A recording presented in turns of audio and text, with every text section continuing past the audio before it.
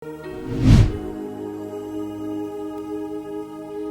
residente sa Cotabato City ug General Santos City nagsugod na sa pagbisita sa mga sementeryo.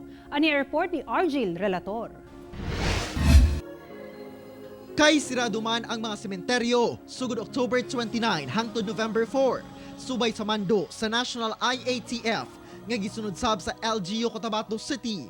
Masayo na nga mibisita sa ilang mga minatay ang mga residente. Dinhi sa Cotabato City Catholic Cemetery, doon na mga nagalimpyo sa mga pansyon ug nagdagkot og kandila. Ang nabalitaan kasi namin ngayon na undas, may limit yung bagbisita ba. Kamatikdan sab ang kamingaw sa sementeryo nga kung itandi ni adtong miaging katuigan, daghan na unta ang mudagsa sa sementeryo karong panahona. Usually, mga ganitong araw marami na ring tao pero ngayon wala sad dahil sa pandemic.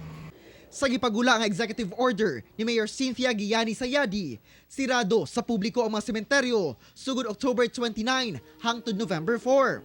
Apan pwede gihapon o bisita sugod ugma hangtod October 28 o gikan November 5 hangtod November 10. Kinahanglan lang mokuha og priority pass o clearance sa City Public Safety Office sa City Hall sa Cotabato City alang sa mga gusto moadto sa mga sementeryo. Sa General Santos City, hinay-hinay na sab nga midagsa ang mga tao ni adtong weekend sa mga pribado ug pampublikong sementeryo.